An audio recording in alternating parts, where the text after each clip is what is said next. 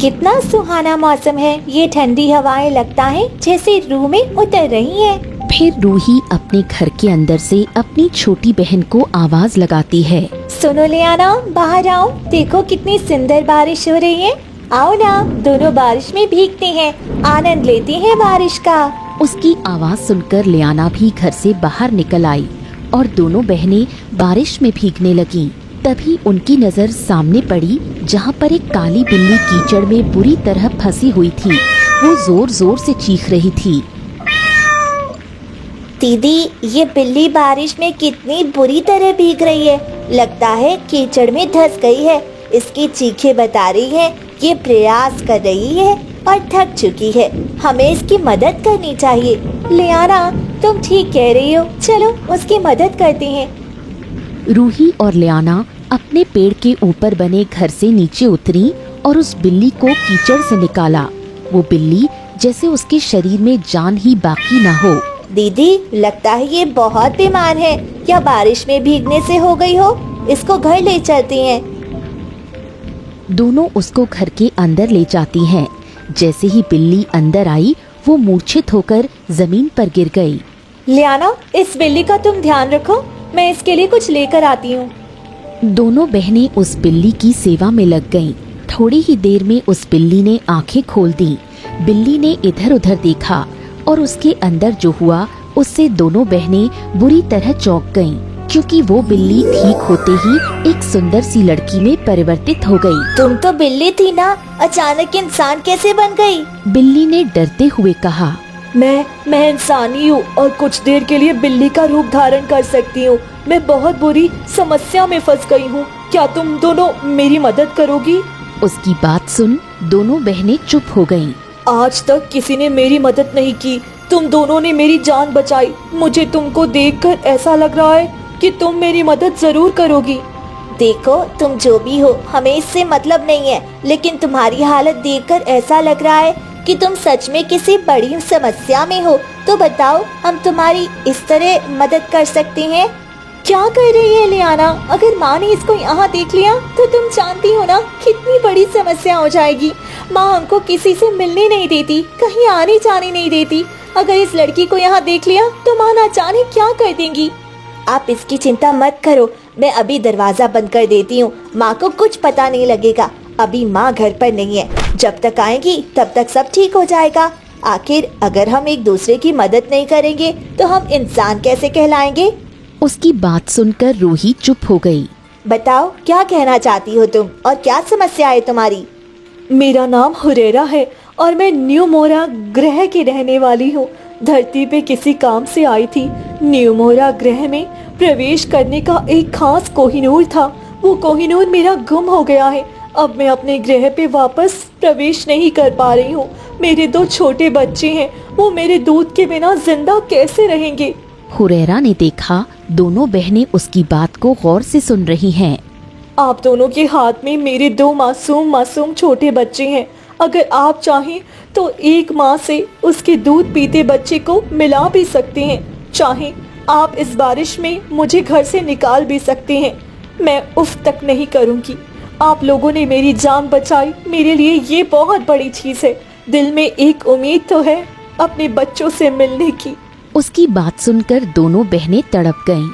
लियाना, मैं माँ को देखती हूँ, तुम इनकी मदद करो। रूही बाहर आ गई और लियाना हुरैरा से कुछ पूछने लगी। कुछ ही देर में वो हुरैरा के बताए हुए रास्ते पर चल दी। चलते चलते वो एक सुनहरी गुम्बद के पास पहुँची जहाँ बहुत सारे परिंदे उड़ रहे थे। ना जाने क्यों एक अजीब सा खौफ है मन में। शायद पहली बार घर के बाहर निकली हो, इसीलिए। सामने दिखती मीनार के वो बिल्कुल नजदीक चली गईं। उस मीनार पर वो ऊपर चढ़ गईं, जैसा उसको हुरैरा ने बताया था। इतनी ऊंचाई पर आने के बाद उसकी आंखों के सामने अंधेरा आ गया। इतनी ऊंचाई में मुझे कुछ नीचे का दिखाई नहीं दे रहा। अब ये मीनार कितनी भी ऊंची क्यों ना हो, ग्रह तक तो नहीं जा सकती ना। वो सोच ही रही थी, तभी एक सफेद बगुला वहाँ आकर खड़ा हो गया।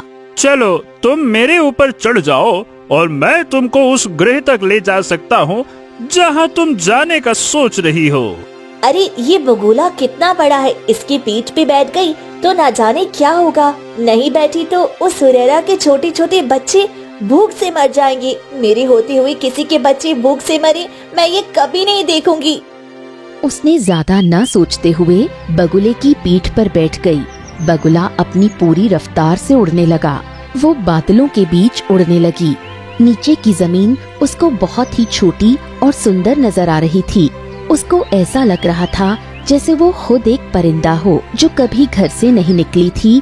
आज वो आसमान की ऊंचाइयों में उड़ रही थी। देखते ही देखते वो न्यूमोरा ग्रह में प्रवेश कर गए। बगुले ने लियाना को वहीं उतारा। अब देखो, इससे आगे का रास्ता मैं तय नहीं कर पाऊंगा। आगे तुमको अकेले जाना होगा। तुम्हारा धन्यवाद, तुम मुझको यहाँ तक लेके आए। जो काम तुम कर रही हो वो भी आसान नहीं है। अपनी दुनिया से तुम न्यूमोरा ग्रह तक आ गई हो। ये काम हर कोई नहीं कर सकता। क्या तुम धरती पे रहने वाले सारे लोगों की इसी प्रकार सहायता करती हो? अब तुम अंदर जाओ, वो ज्यादा जरूरी है। जाओ। बगुला तेजी से आसमान में उड़ गया और लियाना न्यूमोरा ग्रह में प्रवेश कर गई। वहाँ एक भी आदमी उसको नजर नहीं आया, न ही वहाँ पेड़ पौधे थे। कितनी विचित्र जगह है, ना कोई नजर आ रहा है ना पेड़ पौधे। बहुत भय लग रहा है, अब किस तरफ जाऊं? वो इधर उधर देखने लगी। एक तरफ उसको हल्की ध्वनि सुनाई दी। शायद इसी तरफ से आवाज आ रही है। कोई तो है जो धुन बजा रहा है, मुझे उसी तरफ जाना चाहिए। लियाना उस तरफ चल दी जहाँ से आवाज आ रही थी। कुछ दूर जाकर उसने देखा एक आदमी जिसकी उम्र 60 साल रही होगी, वो बैठा धुन बजा रहा था। उसके सर पर ताज था। लियाना उसके पास गई और बोली,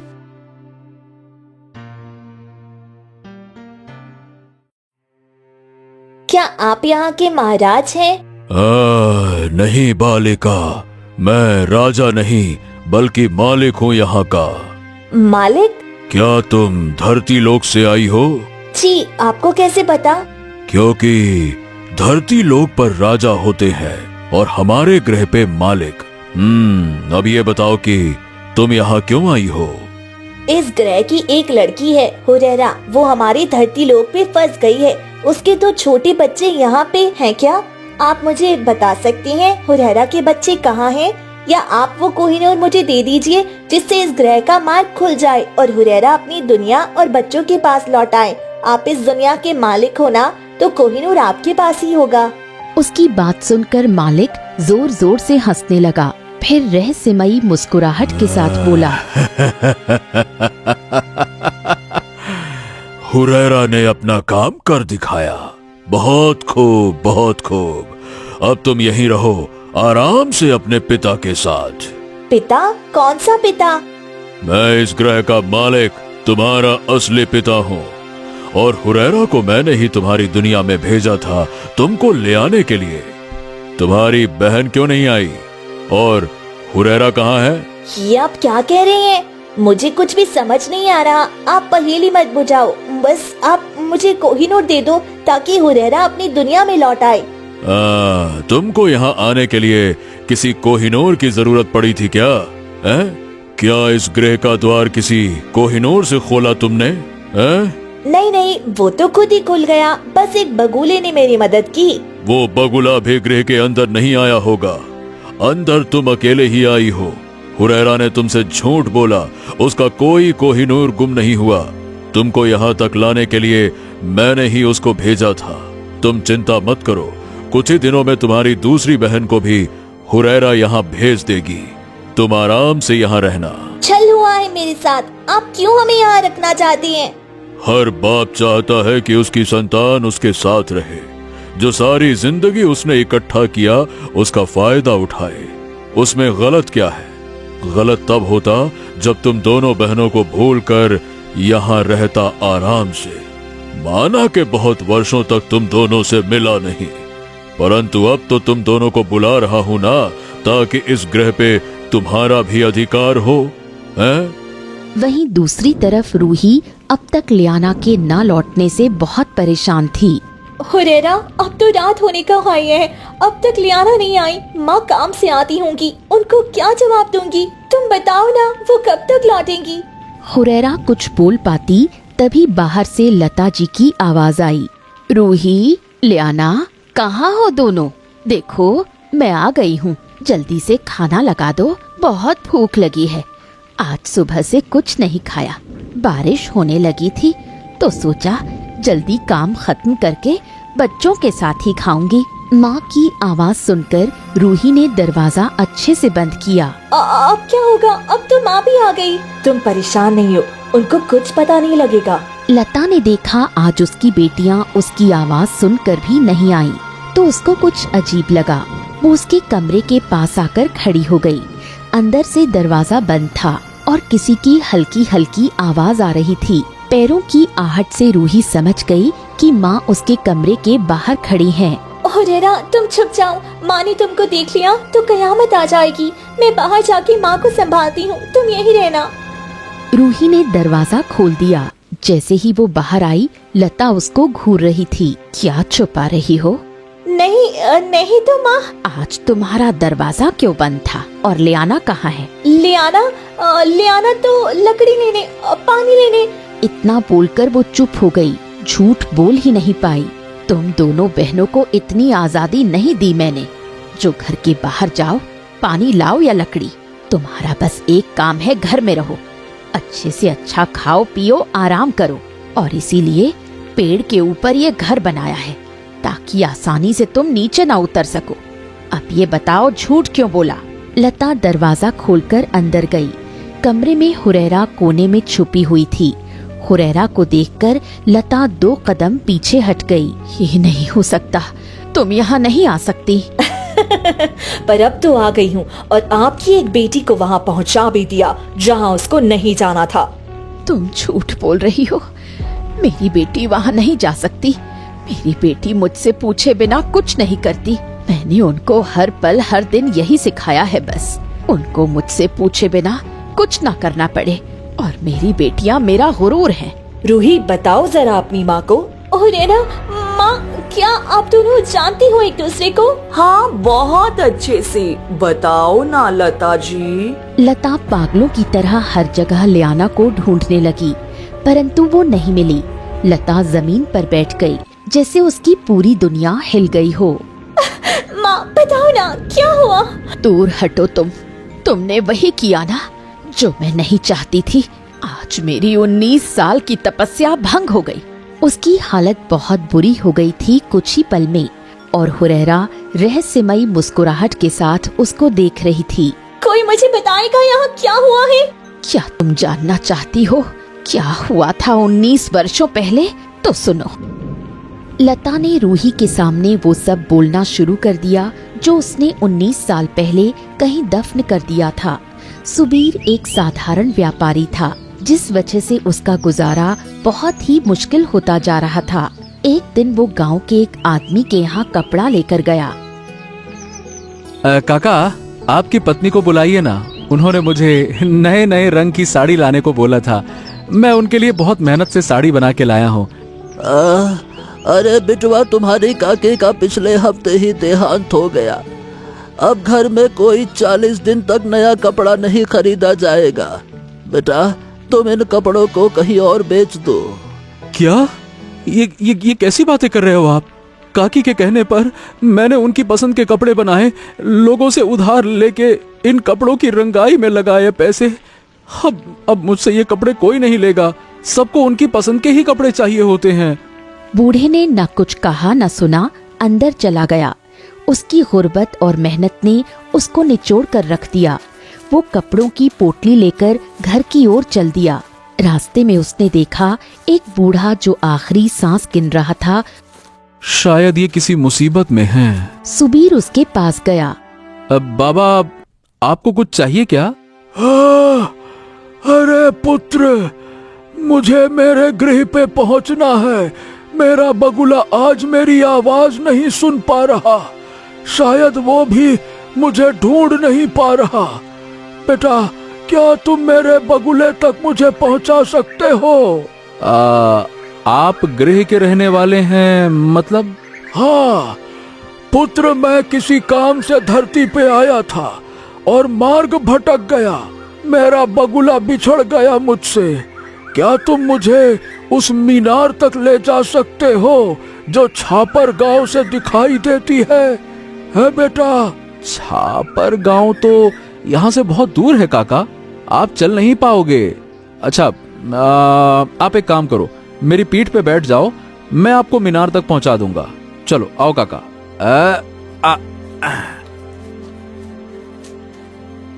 सुबीर काका साहब को मीनार तक पहुंचा देता है। मीनार पर एक बगुला तुरंत प्रकट होता है। काका, आप कहाँ चले गए थे? मैंने आपको कहाँ कहाँ नहीं ढूंढा। हाँ, मैं मार्ग भटक गया था। ये सुबीर नहीं होता तो शायद मैं यहाँ तक आ ही नहीं पाता। अब चलो, जल्दी से चलो।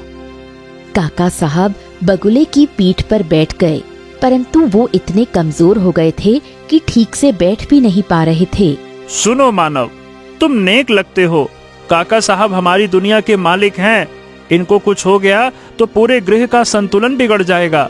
तुम काका साहब को पकड़ के बैठ जाओ ताकि वो गिरे नहीं। पकड़ो, बैठो। सुबीर ने ऐसा ही किया। देखते ही देखते वो न्यूमोरा गृह में पहुंच गए। काका साहब की ऐसी हालत देखकर सब लोग उसके आसपास आ गए।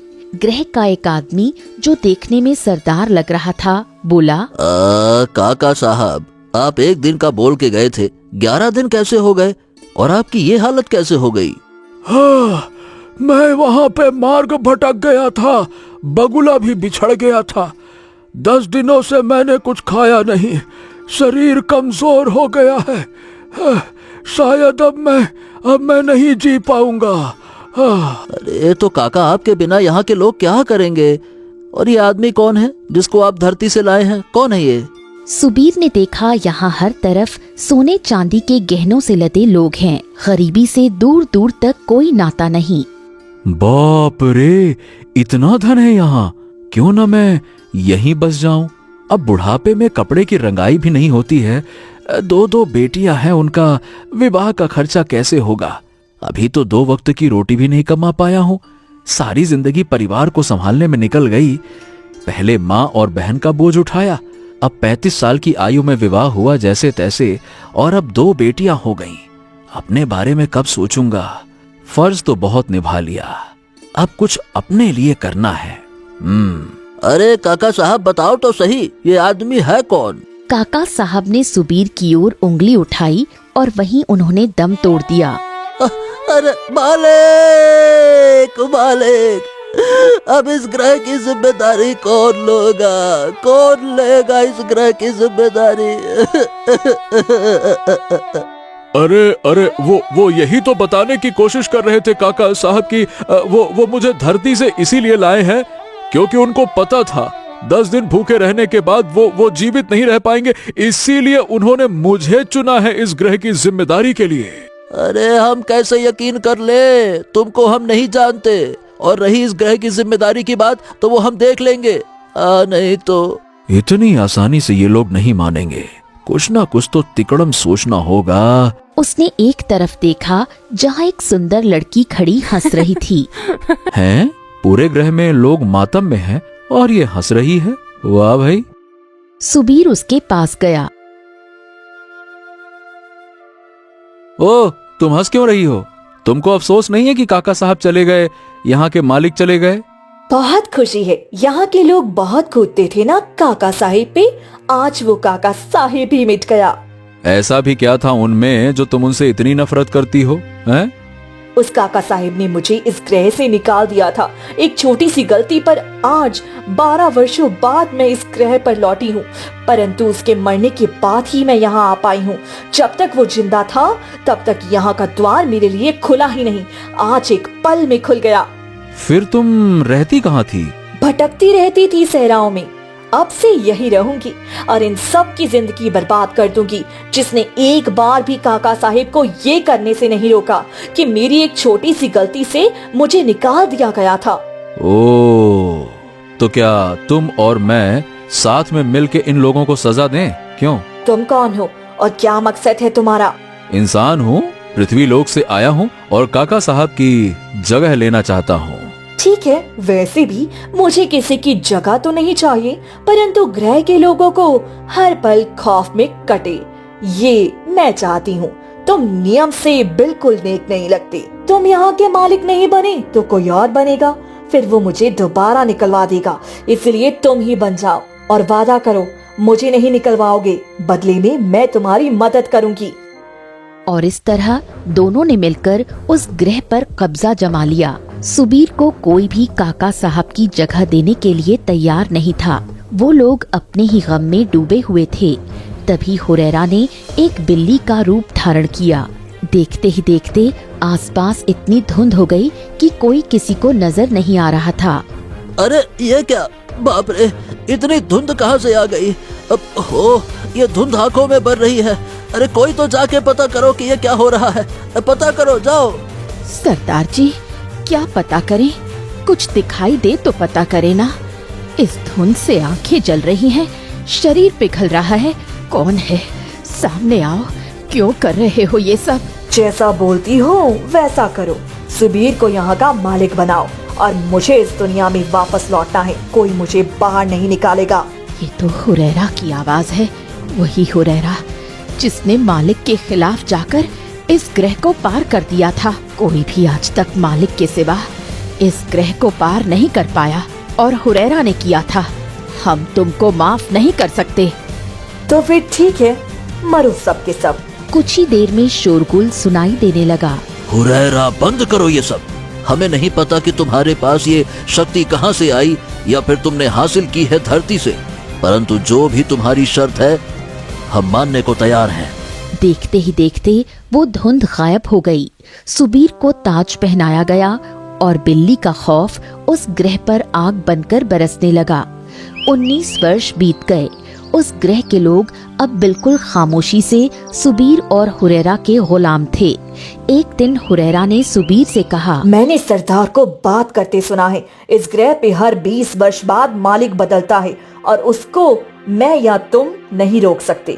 ये जो सुनहरी झील है जादुई झील है।